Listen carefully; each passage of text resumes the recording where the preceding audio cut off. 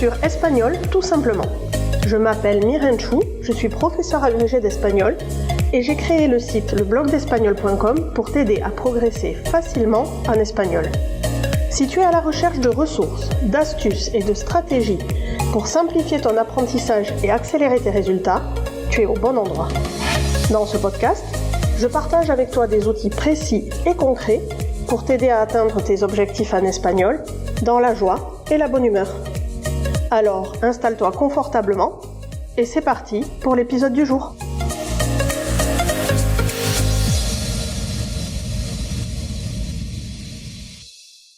Hola, hola, j'espère que tu vas bien. Pour ma part, je suis ravie de te retrouver dans ce nouvel épisode de Espagnol tout simplement. Et cette semaine, on va s'intéresser à des expressions, à du vocabulaire, et on va en particulier explorer l'univers captivant du verbe quedar. Ce verbe va bien au-delà de sa traduction littérale de rester, demeurer, que l'on connaît tous. En réalité, c'est un véritable caméléon linguistique aux nuances infinies. Alors que tu sois un voyageur avide de découvrir de nouveaux horizons linguistiques, un curieux de nature, toujours en quête de connaissances ou un amateur de langue en quête de perfectionnement, cet épisode de podcast est fait pour toi. Nous allons explorer ensemble 3 sens avancés du verbe quedar qui vont te permettre de peaufiner ton niveau de langue et de pouvoir communiquer avec plus de précision. Alors, prêt à plonger dans le monde fascinant de ce verbe quedar ? Laisse-toi guider et prépare-toi à découvrir des trésors linguistiques qui enrichiront ton vocabulaire et ta compréhension de la langue espagnole.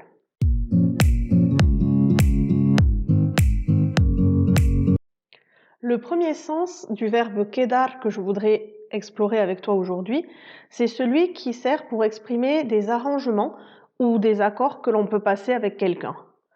Imagine-toi dans une conversation avec un ami. Tu proposes de vous retrouver pour un café et ton ami répond avec enthousiasme. Claro, quedamos el jueves en el café de la esquina.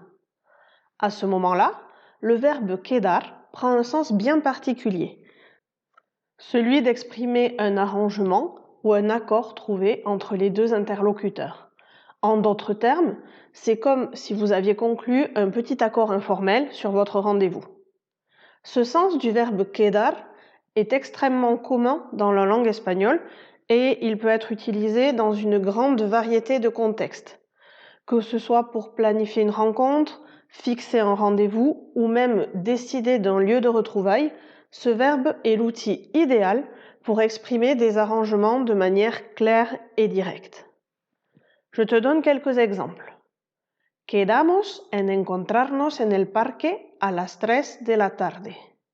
Nous avons convenu de nous retrouver au parc à 15 heures. Quedamos en vernos mañana por la mañana? Est-ce qu'on s'arrange pour se voir demain matin? Quedamos en ir al concierto juntos. Nous sommes tombés d'accord pour aller au concert ensemble. Dans chacun de ces exemples, le verbe quedar est utilisé pour exprimer un arrangement ou un accord entre les personnes impliquées. C'est un moyen simple et efficace de planifier des rendez-vous, de s'assurer que tout le monde est sur la même longueur d'onde. Maintenant que tu as compris cette première valeur un peu avancée du verbe quedar, plongeons ensemble dans d'autres sens de ce verbe et continuons notre exploration.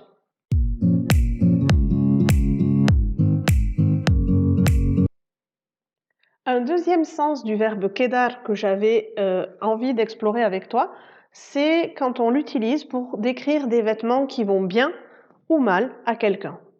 Commençons encore une fois par une mise en contexte. Imagine-toi en train d'aider une amie à choisir une tenue pour une soirée spéciale. Alors qu'elle essaie une splendide robe, tu peux lui dire « Ese vestido te queda muy bien ». Dans cette phrase simple, le verbe quedar prend un sens tout à fait différent de celui que l'on vient de voir précédemment. Ici, il décrit comment un vêtement s'ajuste ou va bien ou mal à quelqu'un. Ce sens du verbe quedar est particulièrement utilisé dans le domaine de la mode et des vêtements, mais il vaut aussi pour des bijoux, des accessoires ou même des aspects plus abstraits comme des couleurs. Il permet d'exprimer non seulement l'ajustement physique d'un vêtement ou d'un accessoire sur une personne, mais aussi la manière dont il la met en valeur ou dont il met en exergue ses caractéristiques et son style personnel. Là encore, je vais te proposer quelques exemples pour que tu entendes ce verbe en contexte. Si je dis « Esa camisa te queda perfectamente », je dis « Cette chemise te va parfaitement ». Je peux aussi déclarer « Los pantalones te quedan un poco largos ». Ce pantalon est un peu trop long pour toi. Ou encore « Estos zapatos no me quedan bien ». Ces chaussures ne me vont pas bien. Je signifie ainsi qu'elles sont ou trop grandes ou trop étroites ou tout simplement inconfortables.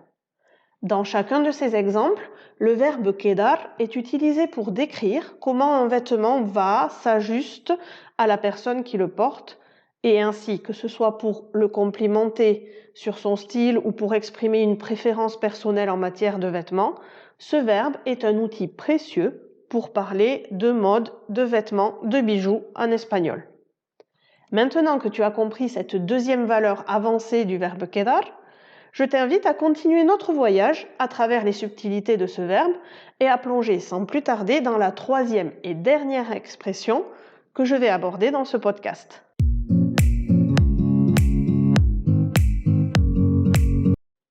Une autre valeur très importante du verbe quedar sert à exprimer une obligation.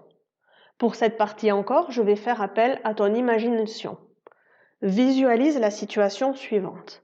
Un ami sollicite ton aide pour accomplir une tâche importante.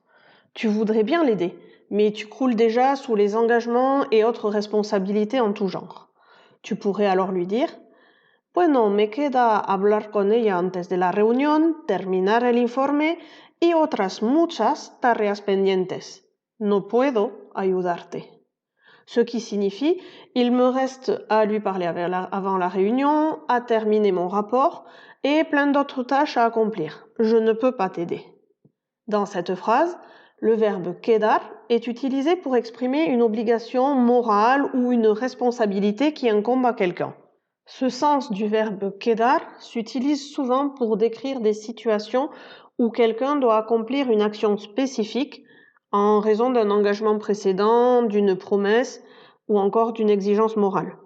Il met en avant le devoir ou la responsabilité personnelle qui incombe à une personne dans une situation donnée. Par exemple, me queda devolver el libro a la biblioteca. Je dois rendre le livre à la bibliothèque. Le queda limpiar la cocina antes de que lleguen los invitados. Il lui faut nettoyer la cuisine avant l'arrivée des invités. Nos queda terminar el proyecto antes del fin de semana. On doit terminer le projet avant ce week-end. Dans chacun de ces exemples, quedar est utilisé pour exprimer une obligation ou une responsabilité. Il évoque une chose qui reste à faire avant une échéance précise, que ce soit pour respecter un engagement, pour accomplir une tâche nécessaire ou pour répondre à une exigence morale. Le verbe quedar est un outil essentiel pour exprimer les devoirs et les obligations en espagnol. Pour traduire ces idées en français, on utilisera les verbes devoir ou falloir et parfois seulement on pourra utiliser rester à, comme il me reste encore plein de choses à faire.